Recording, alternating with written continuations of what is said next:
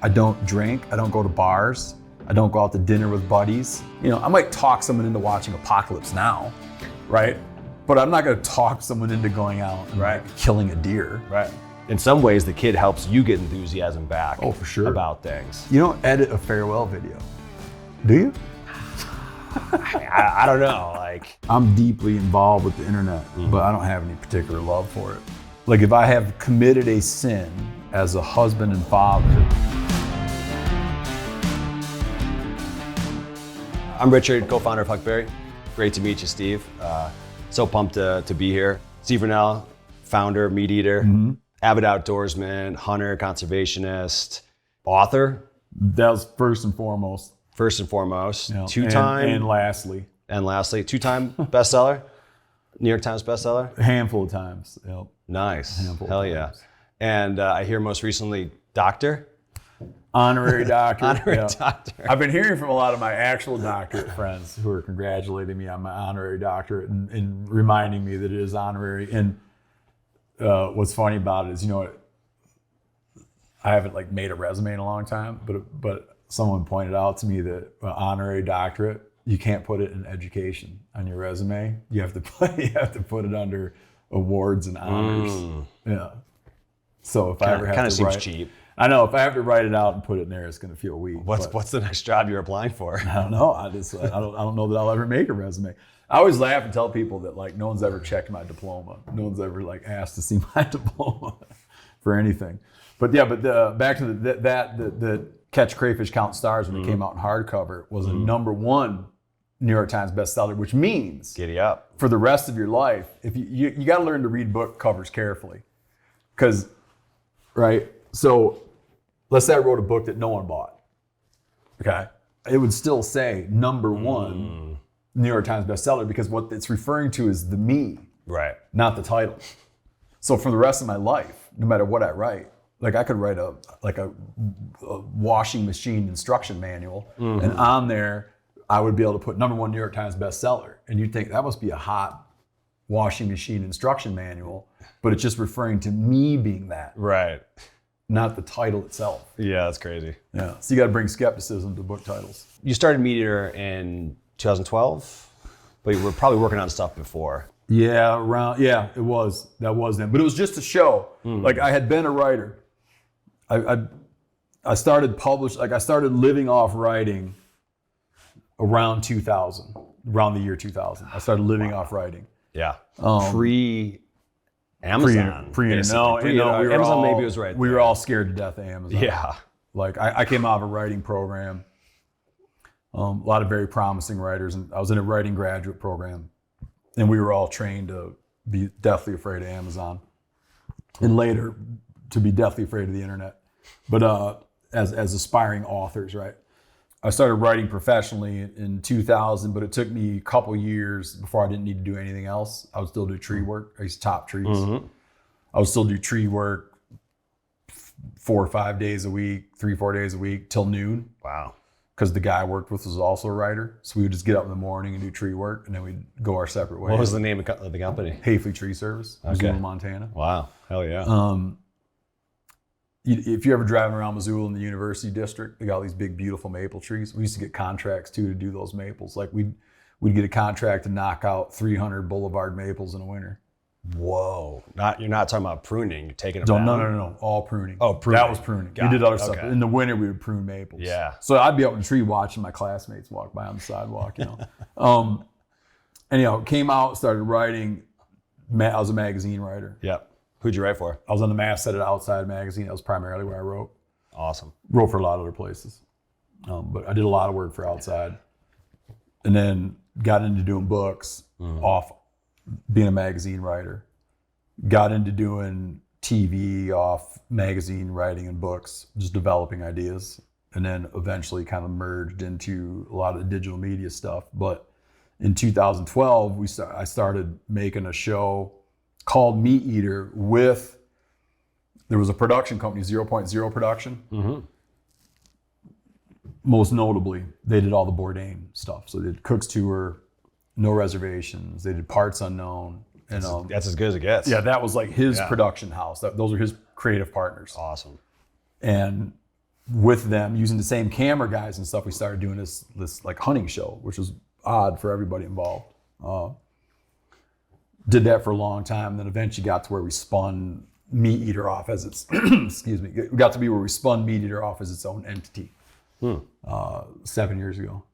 When you transitioned from writing books to TV, like what was the impetus there? Was it like the medium changing? Was there a show like, I don't know, like Deadliest Catch or something, something like that on Discovery Channel that inspired you? Yeah, but I never I didn't transition because I wrote through all this. Like I never quit writing, but I moved I started doing TV stuff, and what happened was at the time it would feel like this. Like nonfiction TV was in its ascendancy. It was like nonfiction TV was really taking off, and you would get, the way it felt to me and the way I would even describe it to my friends at the time is you would get like summoned to TV meetings where, these are like executives in cities, and they kind of want to know what's going on or like what kind of crazy stuff you're turning up. So just as a writer who was dealing in rural areas, remote areas, and you're always like trying to find stuff, like I did a big piece on cattle, like contemporary cattle rustling, for instance, long ago. But like at that time, I did a piece on contemporary cattle rustling. I've now optioned that thing to 3 different entities. It remains optioned today for TV. No bites. No one's made, well, they keep optioning it, but no one's ever made it. But it was a really interesting thing, and it involved like a cattle Ponzi scheme that involved like Kiefer Sutherland, this whole crazy story. So like a cattle rustling scheme. He wasn't like a bad guy in it. He was a victim. But they would just have you in, and you would talk about stuff. And you're always hoping that you're going to get a deal out of it. But they would just summon you at that time. Just like, what are you working on? Like, what's interesting? What's going on? And there'd kind of be like a little bit of like nothing. It wasn't apparent what was in it for you. But I would participate in this process. And through participation in the process, I eventually got where people became, a couple different production companies became very interested in doing something around my primary area of focus, which would be like human relationships and nature, particularly around food. So I started making development deals to develop a TV show around like hunting, fishing, food, right? Which I wound up finding a very long career in. Yeah, so that started in 2012. Like around the then, TV man. series. Like I'm trying to think. No, because the first time I started actually filming stuff was my little boy, who's now 15. He was born in 2010, May 2010. I filmed my first TV stuff the year he was born. He was 8 months old. So I started doing some TV shit that long ago. Wow. Yeah. That's awesome. Yeah. So it seems like you had like a slow evolving sort of concept. It wasn't like you like quit your job one day and was like, I'm gonna start MeatEater. No, not at all. I tell people this all the time. And like, I was telling people this the other day. I had to give a commencement address the other day, and prior to that, I went and talked to. Was that your doctorate? Yeah, I went and talked to the students, a bunch of students from the forestry program and some other programs, and I was telling them like the thing about careers. And I want to point this out a lot to people lately. I'm like the age where you give career advice, apparently. But like, you picture. I keep mentioning this to everybody because it's just occurring to me now. You picture like. I don't know if this conforms to your background or not. I haven't said it yet, but when I say it, you can tell me this conforms. You picture that your career will involve like it's going like this and it hits these things, and you decide to go right and go left. That shit never happens. It's like you hit like dog legs, right? Where obviously the way to go is you just are hooking left. Maybe there's like a bad little road to the right, but you never like, or go like, it's like, it's never like a movie where you're like, man, do I do this or that? Right. It just winds up being that you're like, well, I obviously ought to do that. That's what it always feels like, Right. And so all going along, I just did what seemed like you obviously should do that. Like that's what you ought to do. I just never like made big decisions. Being presented with TV as a writer who was like snotty about being a writer, as a writer, I didn't one day, you could picture, some narrative where you go to a TV meeting and you have like a crisis, do I really go down the dark path of television? It just made sense. Yeah. It made sense. That's cool. So you're just following your nose. Yeah, it's like that obviously makes sense. What did guide me though is then and true today is I always look and be like, this is a way to help find readers.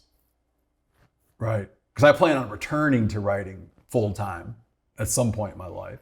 So I'm never gonna not do MeatEater's just a little stop on the way. way. No, I mean I'm never gonna not do anything. I can't picture. Let's say I'm 75 years old. Yeah. There's no way I'm not gonna be writing something.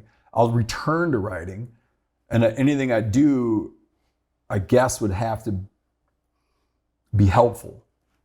Like would have to be justifiable from a writer's perspective. I wouldn't want to do something that I can't think of what it would wind up being. I wouldn't do something if some omniscient being said this is going to be very damaging for your career and reputation as a writer. If some omniscient being warned me about something I was going to do, I wouldn't do it because it would have to help make sense there. Yeah. Because that was my original thing, is being a writer. That's what I wanted to do. Yeah. Wow. Very cool. I didn't, in starting Huckberry, I don't think I had like this tea moment, but I had a job. And so the tea moment is like, do you quit and start this thing, or do you stay on professional corporate path? Did it feel like an intersection, or did it feel like a dog leg?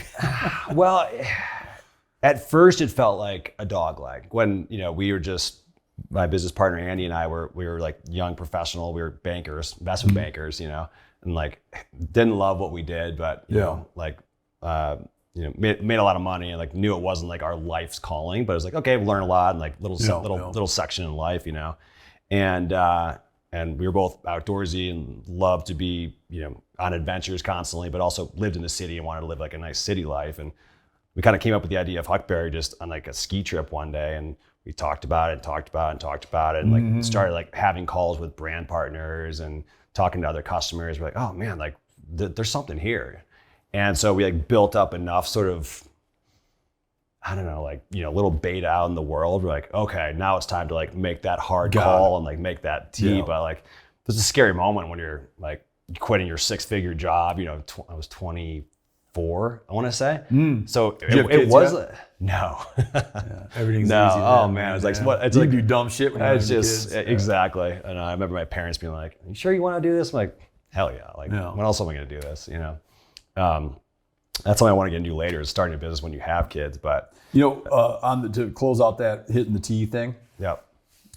In hindsight, they start to appear as solid.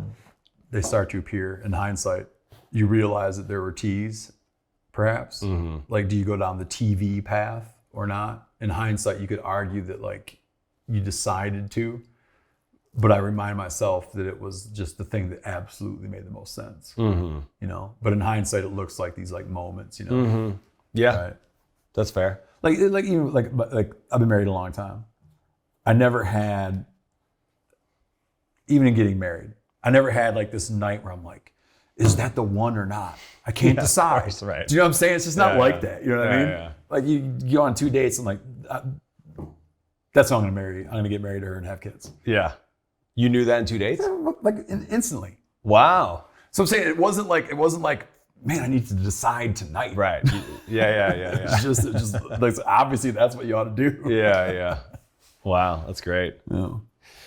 Did you have any sort of like eureka moments in the early days where you're like, oh man, I'm onto something? Like, I did. It was, I mentioned going to graduate school. I went to at the time, I went to a competitive writing program. It was a hard program to get into. I didn't really understand that. Mm. I later became friends with the people that advocated for me being in the program. And it was just, I had like, at the time, there was like a lot of Ivy League kids going through, and I was just kind of from their perception, want to be in that these writers also were from rural areas and wrote about similar things, and they had made it in their lives. But I had gotten in as kind of an outlier candidate. Charity case. Yeah. Yeah, a bet. I'm It was just a kidding. bet. A bet, yeah. It was a bet. Charity case bet. It was like a little side bet. Like that guy might be something there with that guy. Boy from Michigan over here. So I got in like that. At that time, I'm talking about the University of Montana's Master of Fine Arts program. A lot of extremely talented writers, like really good writers. And a lot of really good writers that wanted to be, no one uses this word anymore, but wanted to be, had a right to be like avant-garde, right? Like had a right to be like experimental writers, had the talent, had a right to be like experimental writers.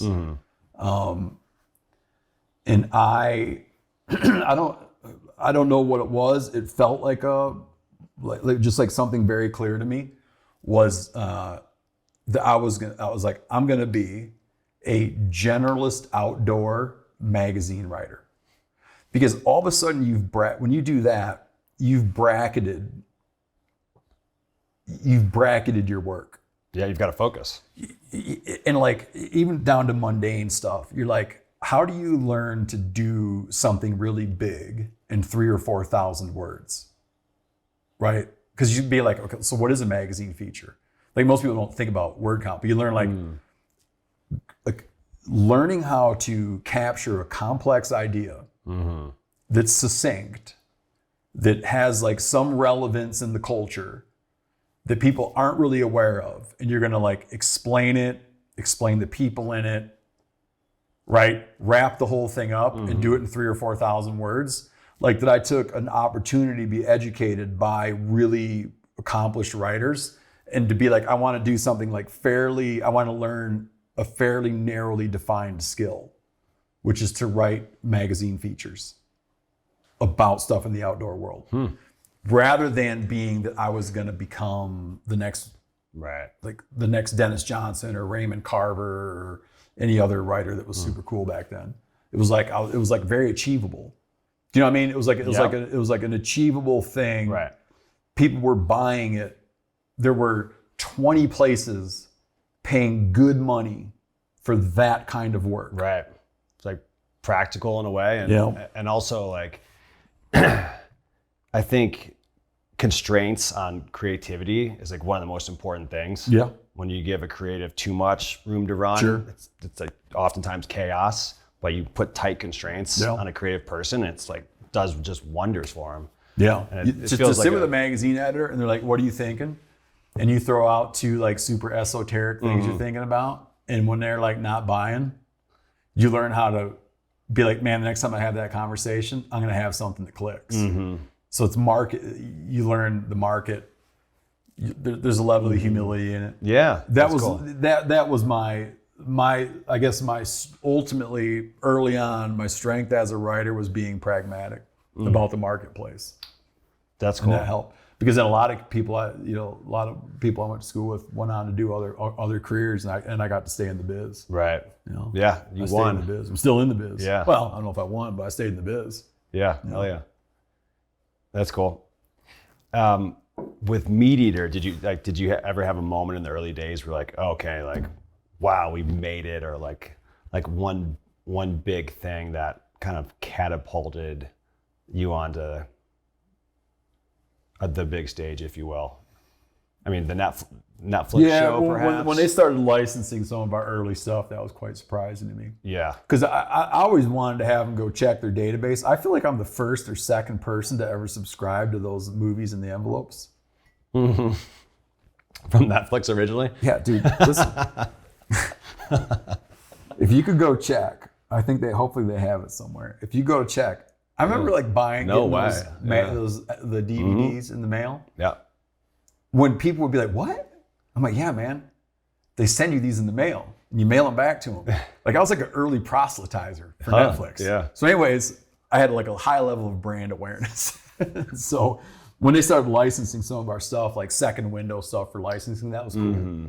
There's been other cool things, but I never really think about it that way. I never look at like any kind of arrival or departure from anything. That was fun. I remember first getting presented with the idea to start a company. with my old partners at 0.0, that we would spin things out and make it like freestanding. And my initial instinct was, I don't know if that sounds like the greatest idea. But then like a couple days later, I was like, no, that'd be cool. Mm-hmm. I'd like to do that. Mm-hmm. But at first, it just struck me as I was suspicious. Yeah.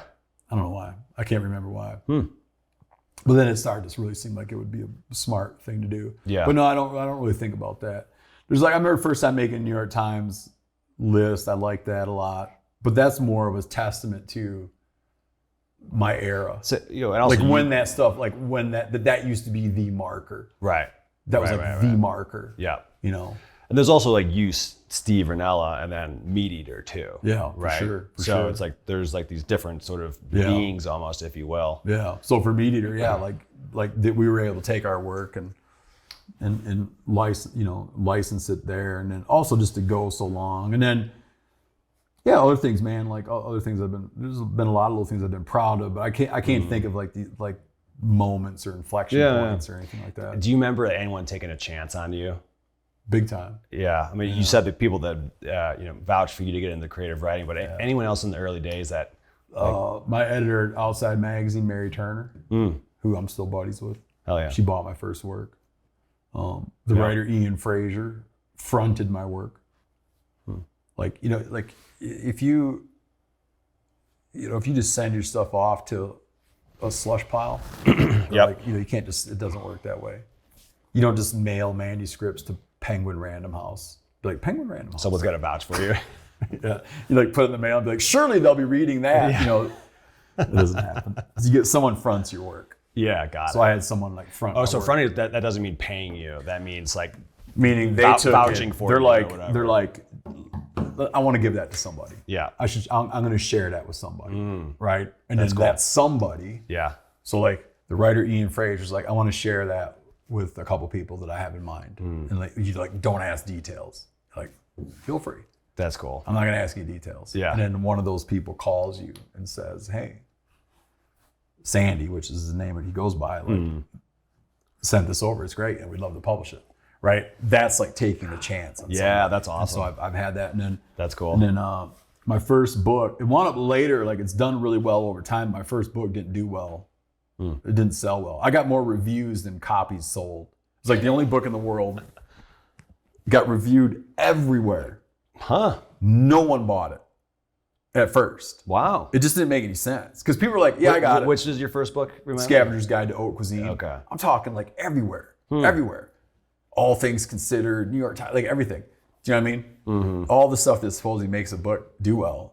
And then in the end, like it sold like zero. Like, because people would listen to a synopsis and they'd be like, got it. Yeah, right. Don't need to buy that. I understand. No one bought that book. Huh. Then my next publisher, Cindy Spiegel, like, I should have been doomed. Mm-hmm. You should have been dead. I should have been dead. Right. But she like saw something, and then she has to go explain to like whoever she explained stuff to. Well, they're like, well, how does first book do?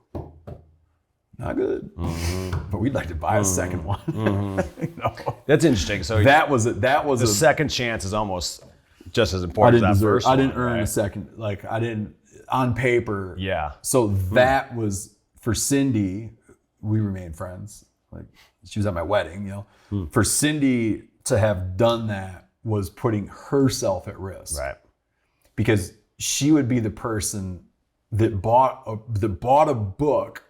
a second book from a writer whose first book didn't do good. Why would you think the second book would be any different?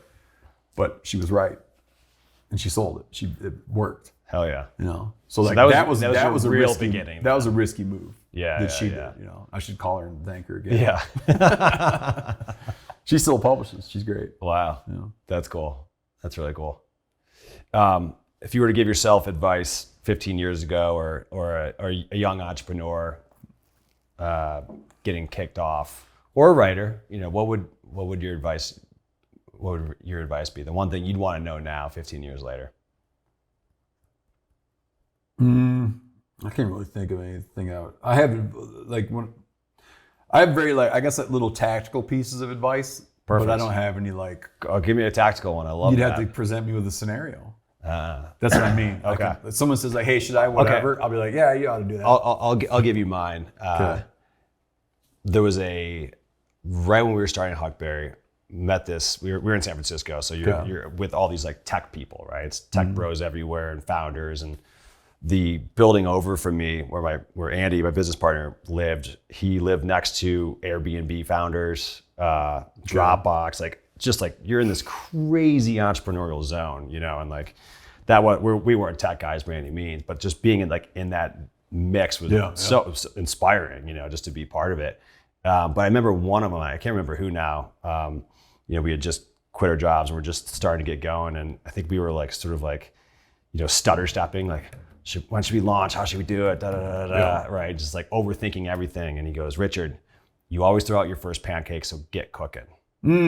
And I just was like, that's a good one. Perfect, and like I can, like now when we're doing a project and I can feel people stutter stepping, I'm like, hey, you always thought your first pancake. Yeah, so, just go. So get just cooking, move. right? Yeah. Action, let's go. Like you learn so much by getting your whatever out in the world, your product, your piece of content, your book, right? Like maybe less so with the book. But getting it out into the world. I got one. Yeah, let's hear it.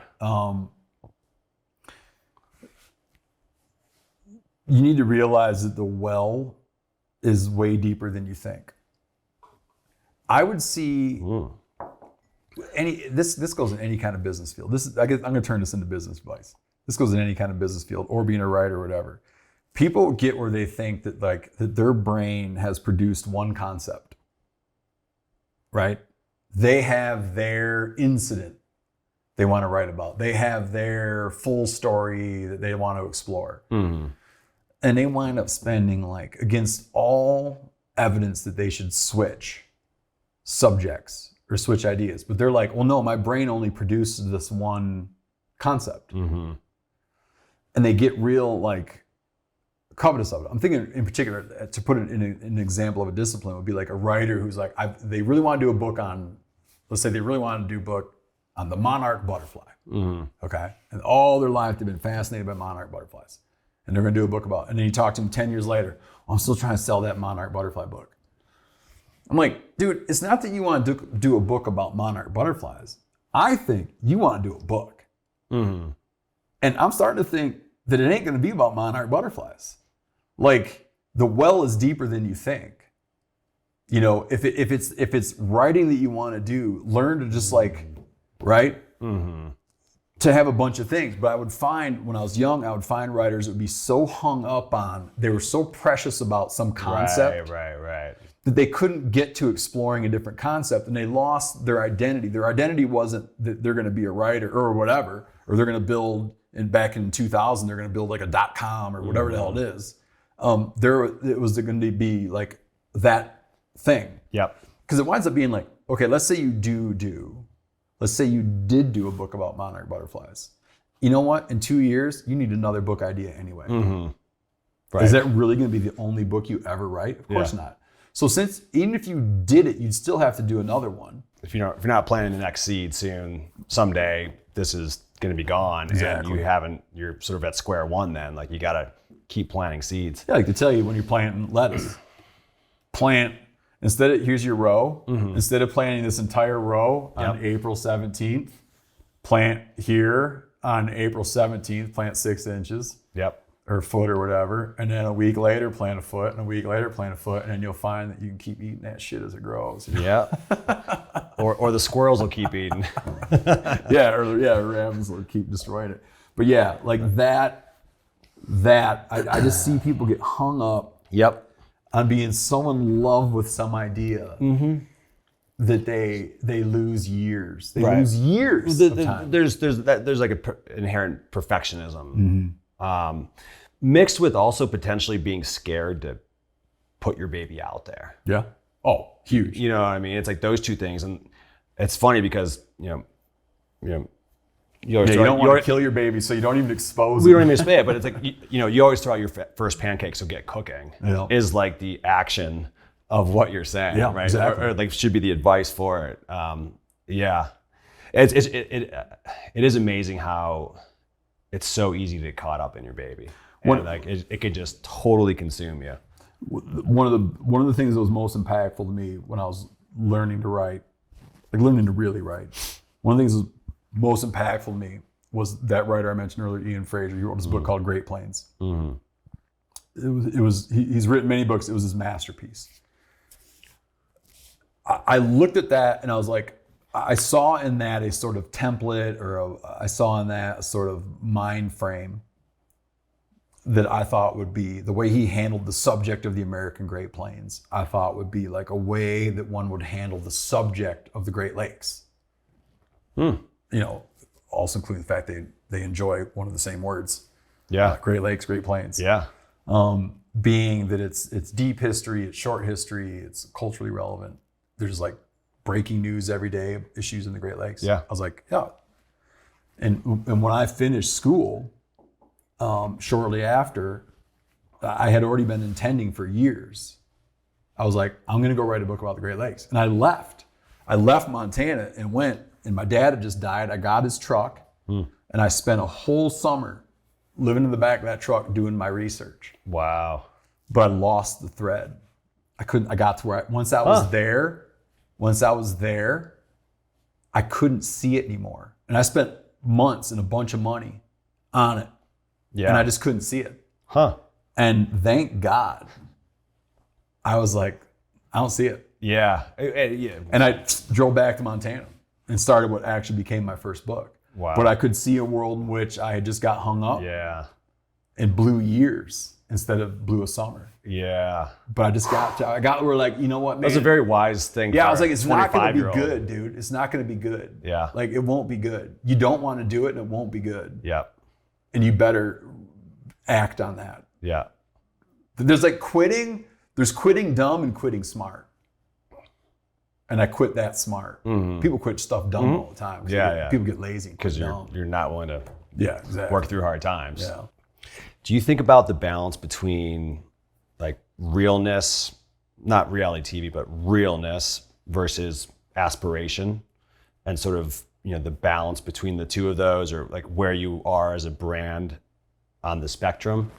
There are many definitions of a story. There's a definition of a story. It'd be that, like, a story is someone or something wants something, and there are obstacles preventing them from getting it. Right? You want the girl, she's with another guy. Like, right? On and on. You want wealth, you're poor. Whatever. One of the things that drew the guys I early on sort of architected the show MeatEater with was they're like, dude, it's just naturally bound in. Like you want the thing you're trying to get, but it's like literal. You want a halibut. Right. You know what I mean? Like, what are the obstacles? I don't know, the weather. Yeah. Like, the halibut aren't biting. Right. Whatever. You know, you forgot your hooks. You know, you forgot your jig. Right. Whatever. It's like, it's just like, it's ingrained. So it became that it became that we didn't like need to do a bunch. It was just let the things play out. Right. And so what we did inadvertently, what we did and do in making the show is we just trusted that was enough and didn't feel a need to like juice it along the way. And so we early on, we'd go out and film, and we had a schedule of episodes we needed to make. So we'd spend a week on an episode, but no one would get anything. And you'd be like, well, shit, let's not do that. Let's not air that.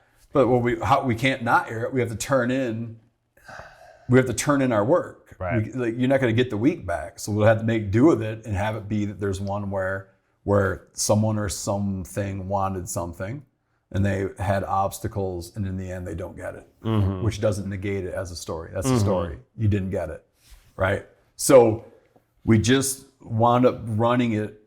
When I'm talking about like doing any of our like hunt fish video stuff that we do across, whether I'm fronting it, whether Callahan's fronting it, Giannis, whoever's out fronting it, any of our stuff we do is like, it's not juiced. Right. Yeah. It's like the narrative becomes the narrative with various mixed outcomes because we just trust it, it's baked in. A thing that we do is we talk about themes.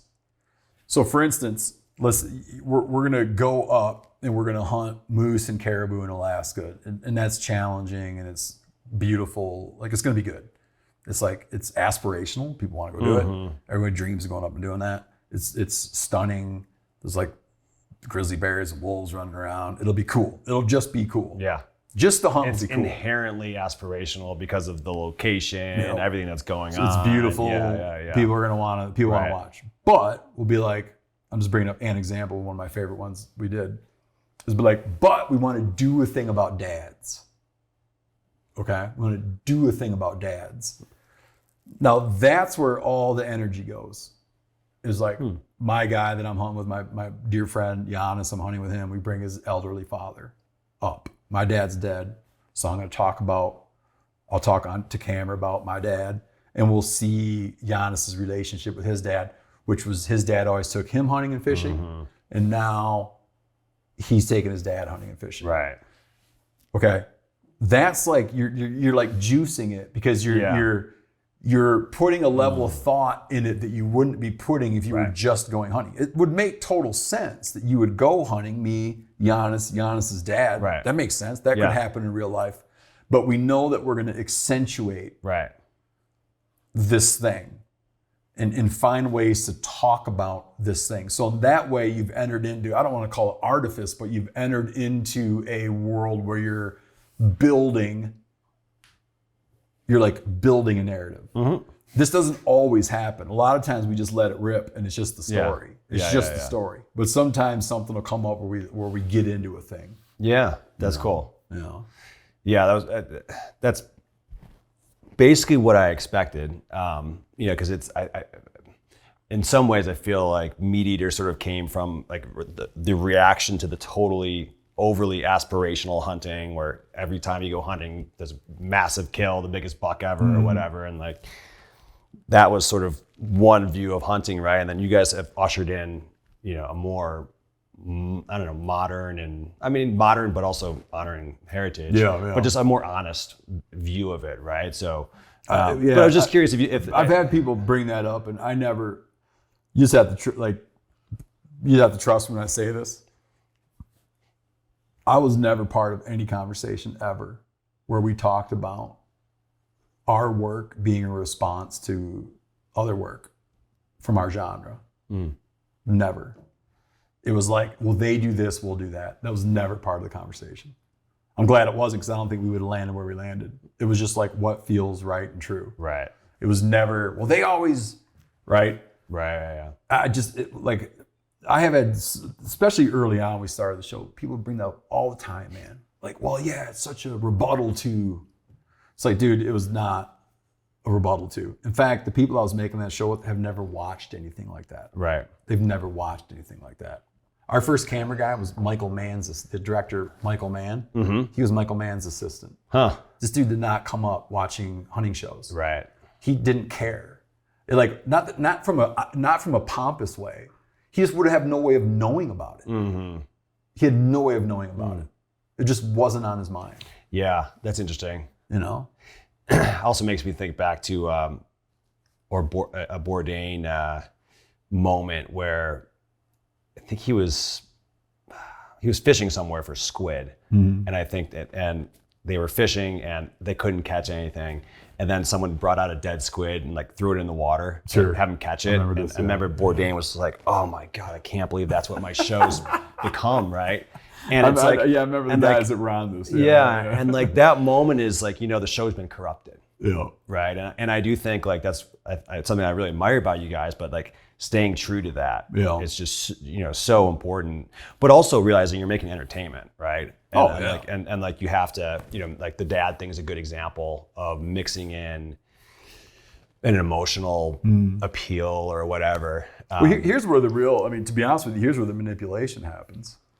Let's say you film for 6 days and you're active 12 hours a day.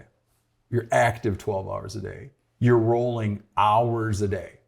You're like actively in pursuit of material for 6 days, 12 hours a day. Yeah. And you're rolling, you guys are filming hours and hours each day. Okay? Well, you know what that becomes? That becomes 22 minutes. Yeah. Right. So is it manipulative? Yeah. Because if it was just a ratio of the cut, if the cut was like, no, we're going to stay a minute to minute ratio. We're going to take 100 hours and we're going to try to find some way to, without screwing with the ratios of nothing to action, and portray what it was really like. Right. You'd watch and be like, that person's been sitting in that spot looking through those binoculars for 5 minutes. Right. Yeah. But we don't do that. Yeah. We'll have whole days. We'll film whole days. Right. That no minutes from the day. Yeah. That's where the manipulation is. Yeah, that's interesting. Like, think about it.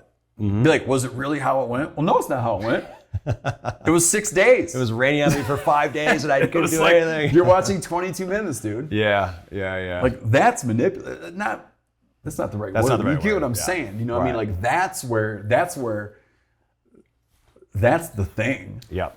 Is you go like, we're going to take tons of time and find 22 really interesting minutes. And give you the 22 interesting minutes. Yeah, no, that's fair. It's like, okay, let me put it this way. You could go a long time and you see a grizzly. You're not going to film many grizzlies that don't make the cut. Right? No one would be like, well, we only saw one grizzly. It's not fair to put it in there. Yeah. If we see a grizzly, he's going in. He's just going to make his way in. Like, I guarantee that bear will be in the show. Yeah, that's great. Because it's a cool minute. Yeah. You know? Yeah, hell yeah. That reminds me of what I did a trip 2 or 3 years ago with Cal, and we went up to it was like a mountaineering or a backpacking fly fishing trip. Yeah. I think we did. It was the. I remember this now. The Bitter Roots. No, I remember you guys going. Is it Bitter Roots or Tobacco Roots? Not sure. The I mountains. remember you going. I can't remember where you went. Anyways, we were there. We were like talking like scary stories from the bush, and he recounted the one scene where it's you and him, and there's a mama bear. Oh yeah. Shit, like basically stampeding you or charging you, and I forgot what Cal said, but like, "Hey, mama," or something. Yeah, it was that, and then his famous line was, "Smell us now, lady." Meaning that it would catch our wind. And recognize it just became like it was funny for years. Smell us now, lady. Yeah, that was great though. I watched that clip like 10 times when I got back. Yeah, so when you make the edit, yeah, I have a strong feeling that'll be in there. That's gonna be in there. Did that happen all the time? No. Yeah. That's crazy. Awesome. So you basically had a family the whole time that you've sort of been in business, right? Yeah. So that was, in some ways, always integrated, right? And coming from me, like I was single for the first 5 years, and then married, and now I have 3 kids. And like for me, that was a big adjustment, figuring out how to, just balance everything. But I guess that's the way it was always was for you. But how do you think about balancing family and work? Do you integrate them? Do you have like, hey, I'm only going to be on X amount of days on the road, or I'm going to have dinner 5 days a week with my family? Like, do you think about it in any sort of structured way, how to balance things? No, we don't have any. The only system we had is we didn't want our kids we clearly realized that we didn't want them to be public at all. Don't put our older one now, we do. We just started. My kid's 15. At the tail end of him being 14, we decided that he could have a social media account and that he could have his face out on the internet. But prior to that, we didn't have his face on the internet. Yeah. Anywhere. Not anywhere, but on my wife's private Instagram, right, for family. So that was a decision we made, is that our kids are not public. It was the right decision for us at the time. If I have committed a sin as a husband and father, it's been that I've been gone a lot. If I have made up for that sin, it's that when I've been home, I've really been home. I've never gone and added this up, but I did one time. At the worst of it for my career, I was gone. I was having an argument with my wife one night, and she was like, "You're gone half the time." And I'm like, "I'm not gone half the time." And I went back into my previous year's calendar, Google Calendar. I went back in and started counting nights away for the previous year. And when I was in November, and I had hit 180 nights away as I went in the past. Giddy up. I hit 180. Yeah. And I was like, man, I was gone a lot that December. And I quit counting. And I'm like, you're right. I was gone half the time. Yeah. It's not as bad anymore, but what it's done is I'm like, in many ways, I'm a guilt motivated person. I hold that guilt, both in terms of being a husband, and I hold that guilt in terms of being a father. And I have maximized when I'm with my family. I do everything I can to be with them in every way I can be with them. I don't hang out. I don't do stuff with friends, rarely. I don't drink. I don't go to bars. I don't go out to dinner with buddies. I don't stay extra days. Like, I have a rule. I come home on time or I come home early from trips, okay? And when I'm home, I'm like focused. I want my kids to see me make dinner. I want them to see me cook them breakfast. I want them to see me wash dishes, right? So, like, I've just tried hard like that, recognizing that I get away with murder. Do you follow me? Yeah. And now, I don't know at what point you rest easy with your kids, but I'm their harshest critic, but like, I'm their harshest critic. Like, we have cool kids. Like, we love our kids. We have good relationships with our kids. My kids come to me with issues, but that's been a thing. That's been like a thing. It's a conversation in the house. It's a conversation in the room. What is? Dad's gone a lot. Oh, got it. Okay. Like, if one of my kids wants to cut deep, it would be, you're always gone anyway. Absentee father. Do you know what I mean? Yeah. It's like, dude, you got to. Well, hopefully they don't watch this. Like, when you hear that, man, it stings. Yeah. But it's just been a thing that, and it's part of your livelihood. Yeah, but when I met my wife, I was always gone. Right. Like, it's just been how it is, But that's been my sin, man. You know what I mean? It's been my sin. And I try to make it right. Yeah. I have a long time to make it right. Like, I've continually made it right, but like, I don't want to. I have a buddy who's a little bit ahead of me in kid having. My buddy Matt, he's got 4. His oldest is just finishing high school now. He's got a couple kids in the workforce, a kid in college. He talks to his kids every day, right? He's like, dude, they come to me as much now as about anything. Career advice, whatever. Like, you know what I'm saying? Like, he stayed tight, and it's our intention to like, we run a very tight program. Yeah. As a family, and my intention would be to maintain presence, hopefully. Yeah. If they'll have me. Yeah. The being present when you're home is really, that's the key, man. It is, dude. It's like, it's amazing how much an hour with your kid, one-on-one, whatever you're doing, like, you can just feel them sucking you in, Oh, yeah. I mean, I've got little guys, so it's a little different, but like, you can just feel their aura change, when they get just an hour, Yeah. We spend 2 weeks every year at our fish shack, and that really, like, but I was just with my older 2 for a week hunting and fishing. My little one couldn't go because he's got some PT stuff going on. But yeah, we spend big chunks like that. Yeah. And when we go places, we tend to go places that are very buttoned up. Do you know what I mean? Like for spring break, we go down to Baja and we just rent like a 1-room thing with a fireplace, and we like pile in there like rats. That's cool. Do you know what I mean? Yeah. Right. We keep things buttoned up. Yeah. Like when we travel, we keep it tight. Right. Just piled into a room. Yeah, that's really interesting. I mean? Yeah. I've heard that same thing for your home. We don't do it at home. They got their little rooms. Well, I get that. I get that. But a buddy of mine, successful dude, bought a giant home. 6,000-7,000 square foot. And he says like his family's so spread out that he doesn't, like, they're just not a unit. Yeah, I wouldn't like that. And then he went and got a little ski hut, a little 2-3 bedroom ski hut. And that is now like their home in a way, because that's what they actually spend time together, and like brings them back as a family. Sure. And I thought that was such an interesting observation of like, having too big of a space, is not building those bonds. We camp in a camper, all 5 of us. Yeah. Right. Hell yeah. Piled in there. Our little fish shack This room's bigger than our fish shack. Really? Yeah, we pile in there with friends. Hell yeah. Hell yeah. Just sleeping bags and No, you got bunk beds. Like I like it. Like yeah, we keep tight. That's cool. But it's a thing I think about, dude, all the time. Yeah. You know the writer Sebastian Younger? Of course. That was a great interview. Had him on the show. That was awesome. Man. He was telling me, and I can't remember how old his kids are, but they all pile into the same bed. The co-sleeping thing and like the big flat, like, futon kind of thing. Yeah. We didn't do that. I don't know about that. When he mentioned that, I was like, man, that's dedication right there. Yeah, totally.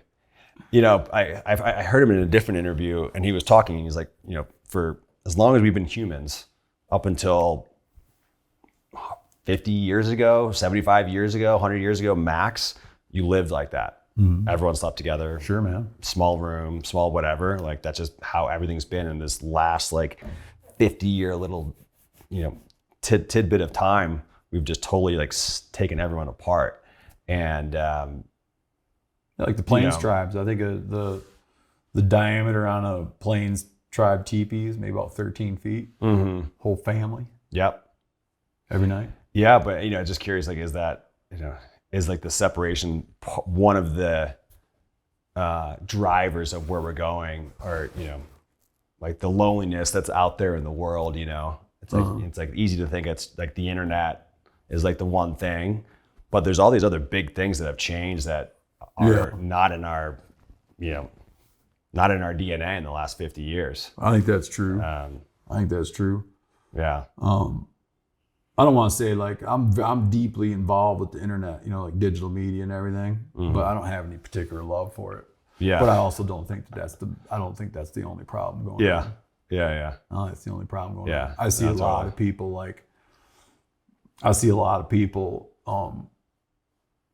who don't take their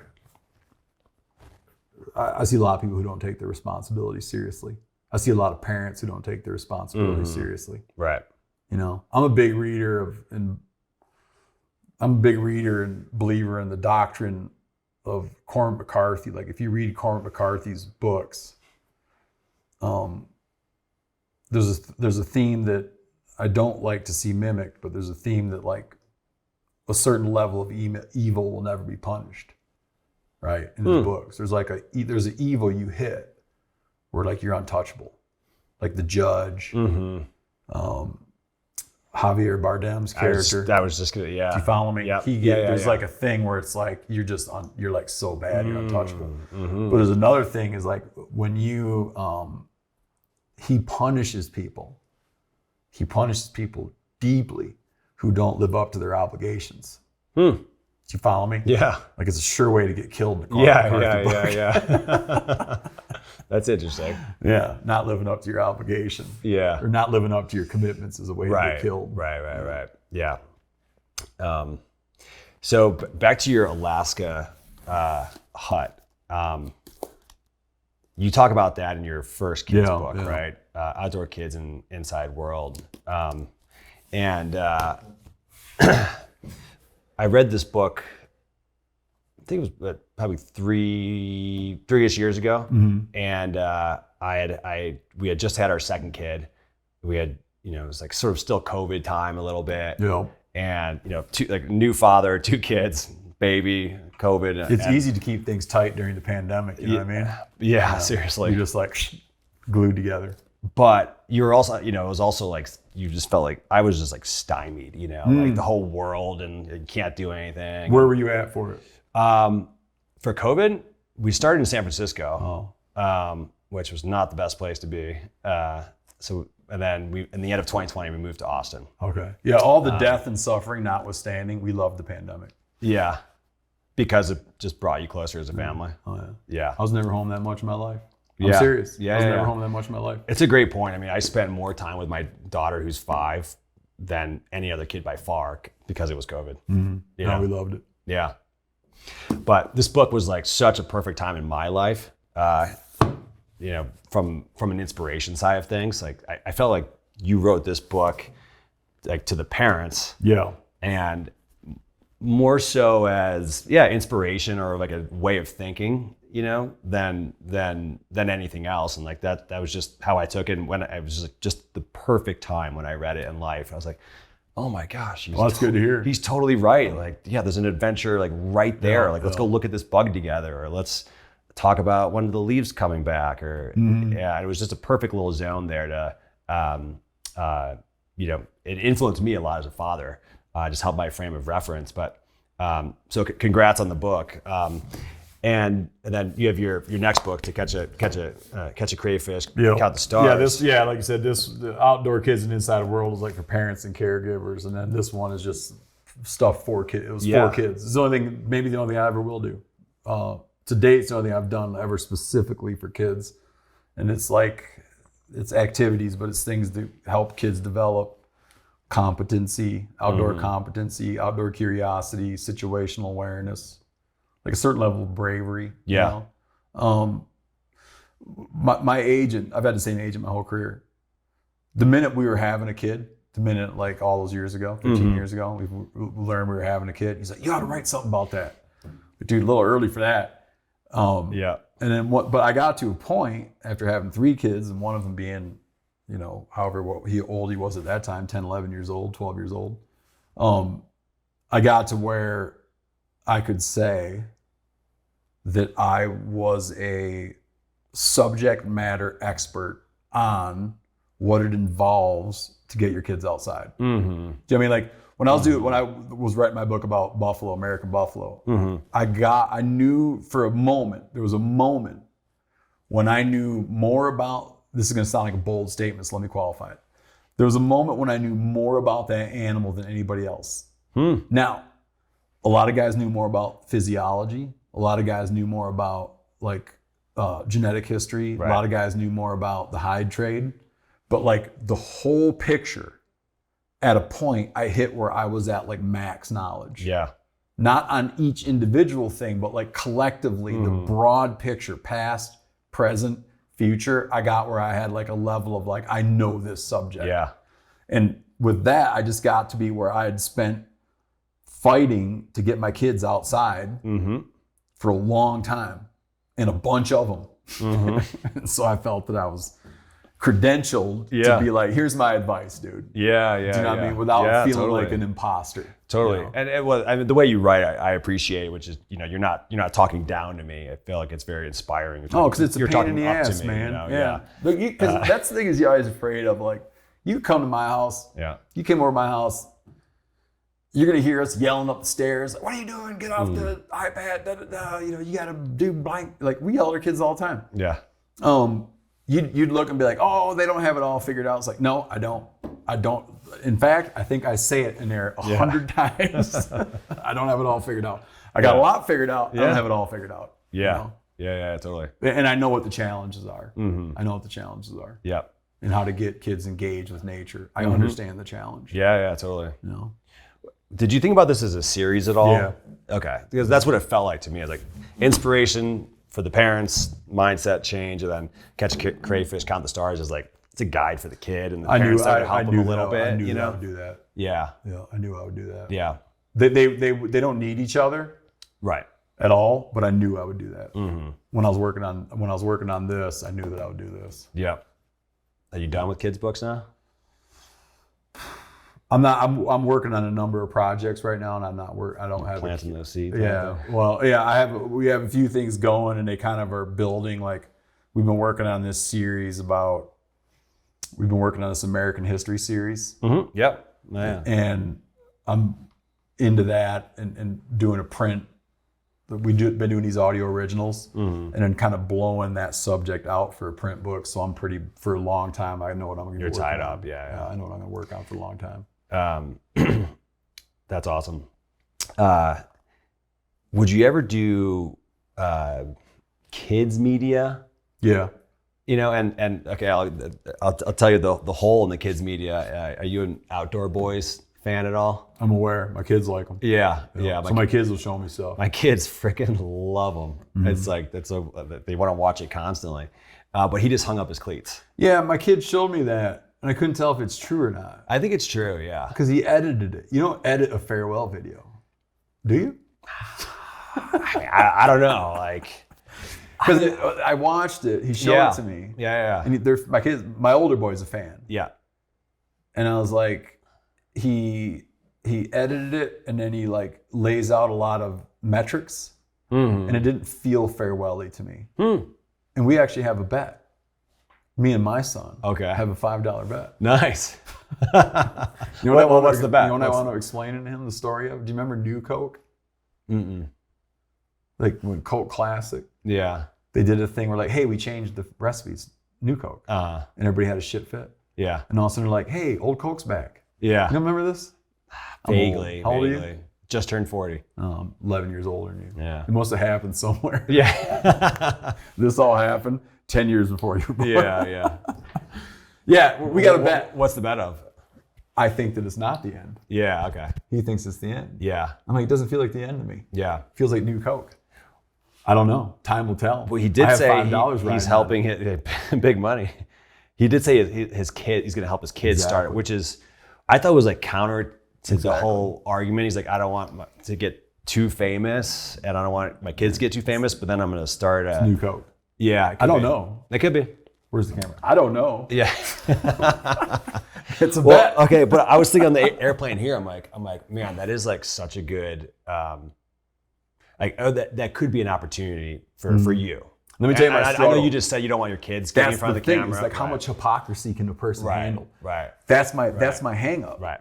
Is I would have loved to have made outdoor material about my kids, but we made a deal not to. Yeah. To the point where even doing MeatEater episodes, I have held in my head that there's an age cutoff at which someone can participate in the show, because I don't want to look hypocritical. To be, why is it cool for his kid but not your kid? And I'd be like, I can't really explain.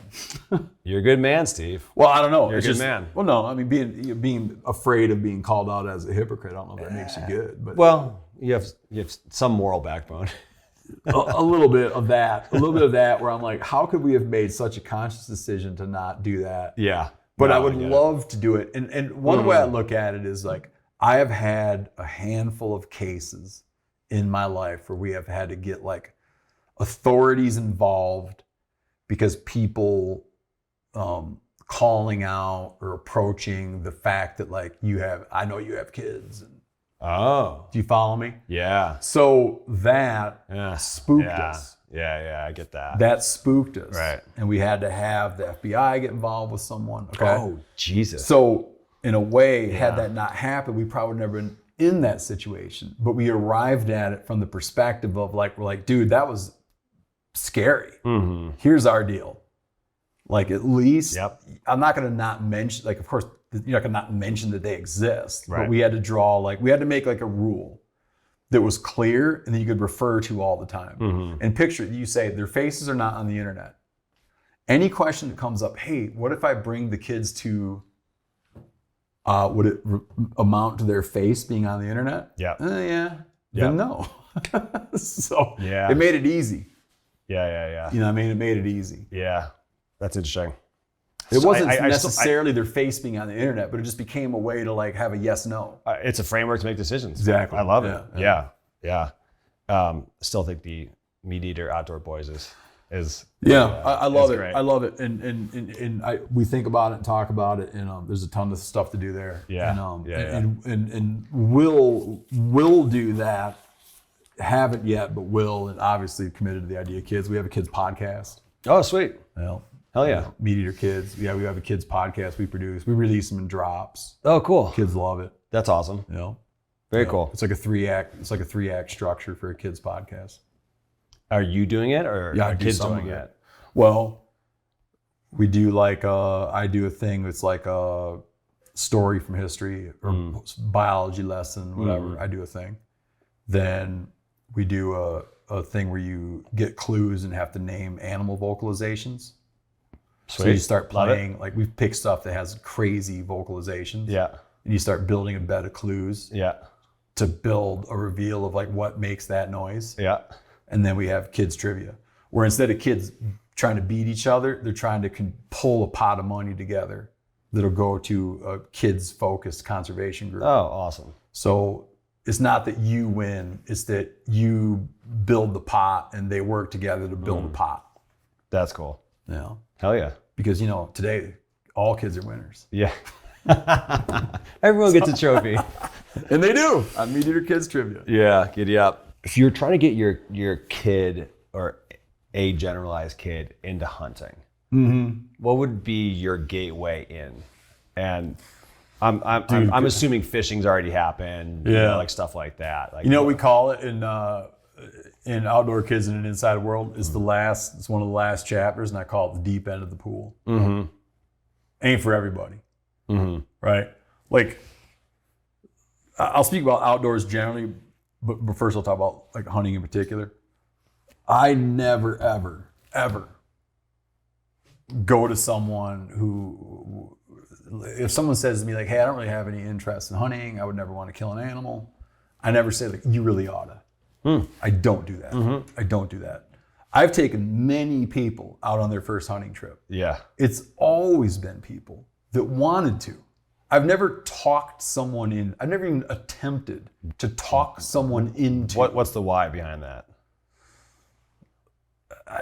To me, it's not like that. It's like, because what if you do something that you regret having done for the rest of your life? Like, I take people that come to me because they want to go do it. If you want to go do it, I would love to take you out. I do not want to talk you into doing something. Yeah, that's like fair. That. It's just, it's not something you talk people into. Right. I might talk someone into watching Apocalypse Now, right? But I'm not going to talk someone into going out and like killing a deer. Right. Because what if they do it and they feel terrible? Right. I mean, like, yeah, that's that interesting. you like persuaded them into doing something Yeah, that they're going that's to regret fair. the rest of their life. Yeah. I don't do it. Yeah. So that's why I call it the deep end of the pool. Yeah. Now, with that said, when it comes to outdoors in general, in fishing and things, one of the lessons I learned, one of the things I believe in is, and my wife shares this tendency as well as me, is that we do not, when we had little kids, we do not ask what they want to do. Sometimes we do, but we know what we're going to do. And we inform them what's going to happen. Does that include what's for breakfast? No, Or, we're talking trips. We're talking where we're going to spend, like camping for the weekend. Yeah, got it. Okay. No, I mean like what's your Yeah, I was just fucking with you. Yeah. We're going to go camping this weekend. Yeah. It's like, I'm not interested in having going to each kid and having like a prolonged conversation about whether we're going camping this weekend because they were going to go to Bobby's or something. It's like, we're like, Friday, we're going camping. Yeah. Like, you can talk to me about how you don't want to go. I'll like listen, but it's not changing anything. Right. In August, we're going to our fish shack. It's just what's happening. It's like, that's where we're going. Because the reason you can be justified in doing that is when you go camping for the weekend, they're always glad they went. They have the time of their life. Yeah. They talk about how great it was. They come home, they're exhausted, they're sunburned, they're full of bug bites. They loved it. Next weekend, we're going camping this weekend. Oh, I was gonna. Yeah. And then the same thing repeats itself again and again. So it's like, have the audacity as a parent, have the audacity to be like, I know right now at your age of 8 or whatever the hell you are, like, I know what is best for you. I know what is best for you. I know where you're going to see the best of me, and I know where I'm going to see the best of you. And that happens to be out in the woods. And that's what we're doing. Yep. Because I know that's best. And I see so many people get into this thing of like debating like what's going to happen. We just like didn't do that. Like, I don't think you should do it. And you asked about making like breakfast. Breakfast is one thing. Dinner is another thing. Dinner is like, this is what's for dinner. Here's what we're having. And like, I would never, and I got friends that do, and I don't mean to disparage, but like, I would never get into that game of like buttered noodles at night. No. Oh, gosh. No. Like, I'm not going to play that game. Yeah. my wife's not gonna play that game. Yeah. We don't play that game. This is what's for dinner, or you're going to bed hungry. It's like, this is what we're having. Yeah. Do you know what I mean? Yeah. And like, you're gonna have a bite. Yeah. There's been a couple times I've made stuff. I remember one time I was making my daughter eat something and she was in tears about how much she didn't like it. My wife tasted it and I remember her turning to my daughter and going, Rosemary, you don't need to eat that. She like pulled the plug. Yeah, it's that bad. Which we always laughed about a lot later on. One time she's like, no, don't worry about it. That is great. That's great. Well, Steve, I really like that.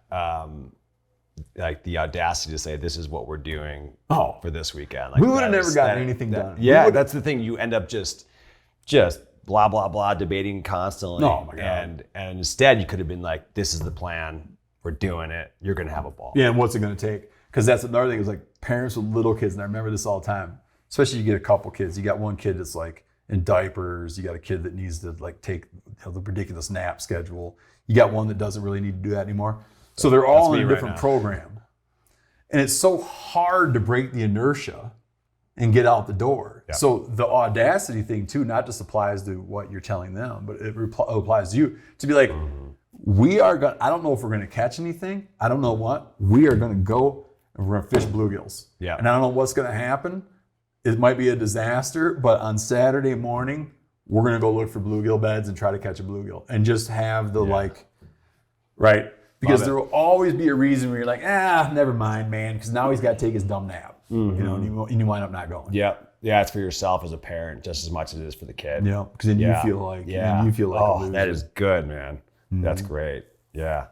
And another one that I think about a lot is like, I was having this conversation with the musician Luke Combs. We were talking about this one day, and he's like, is it selfish that you want them to go do the thing you like? Like, let's say you love to fish. Mm-hmm. Is it selfish that you make them go fishing? And I'm like, I could see the argument for it, but like, why not demonstrate enthusiasm? This is what you like. This is what excites you. Why not demonstrate what it's like to be an excited person in an environment where they feel whole and complete? Like, give that to your kids. Later, if they find it somewhere else, reciprocate. Right. Reciprocate later. But instead of just going doing something no one's excited about, when they're really young, take them to do what you're excited about. Show what enthusiasm looks like. Yeah. But later, you better be ready, Like my daughter likes to play hockey. Mm. We go down to watch hockey and we're fans. We're hockey. In that moment, we're hockey fans. Yeah. You know what I'm saying? Yeah.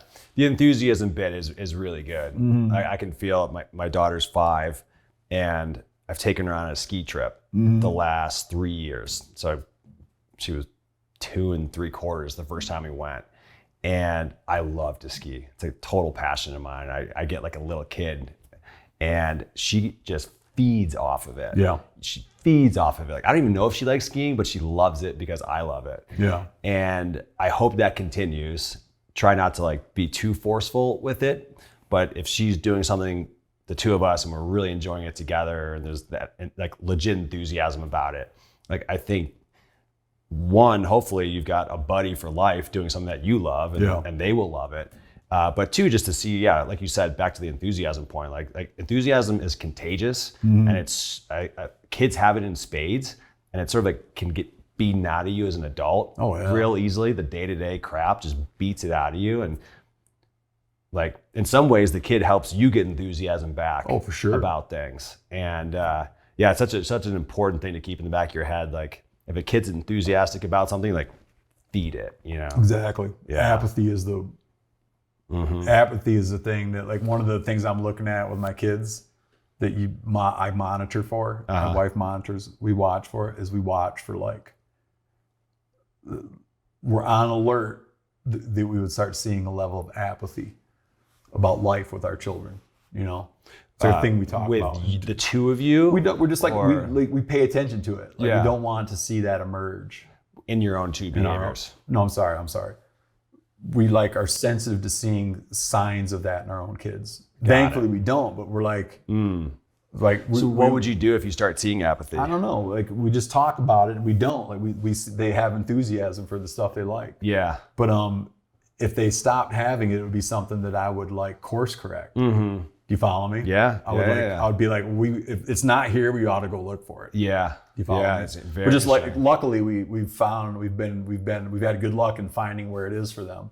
But if we weren't finding it, and I see kids that don't have it, we would explore. I'd like to think we would explore and find it. Yeah. I wonder if, as kids get in that teenage zone and you get that, just the peer pressure, or this is what everyone's doing. I wonder if that can start to be a drag to create apathy. If everyone else, if like your daughter's friends aren't into fishing and camping and hunting, does that start to like suck some out of her, as they get a little older? I'm aware of that. Yeah. I haven't run into it, but I'm like, I can see how that would happen. I'm saying, for sure. Yeah. Like I try not, like the worst thing to do would be like that I in a situation where I'm like competing with people for my daughter's attention. But yeah, she has friends. Like last night, for instance, her and her friend had checked the UV index because they wanted to go suntan. I'm like, this is the dumbest thing I've ever heard anybody. I was like, really? But I'm like, yeah, knock yourself out. Yeah. Because I try not to be like, go to her now with an alternate, offer. Yeah. How about you don't do that and go do this with me? I'm like, okay, whatever. You just spent a week with me fishing, so go suntan. Fair enough. Check the UV index was 5, which was disappointing to them, but they went and laid in the sun. That's great. That's awesome. I got a couple rapid fire questions for you. Hit me. If that's okay. And feel free to say pass if you don't want to answer them. What's the one book that influenced you most as a kid? Trap Lines North. Haven't heard of it. You wouldn't have. If you could only hunt one animal for the rest of your life, which one? Turkeys. We got to come back at the end of this. I want to hear the whys. All right, this is a little Or out. mule deer. One in the fall, one in the spring. How's that? Fair. This one's out there, but is there an afterlife, or is it just blackness? Dude, I don't know. I think about this every day. We talk about it a lot at dinner. I struggle with that one. I struggle conceptualizing it in a logical fashion. Let's hope.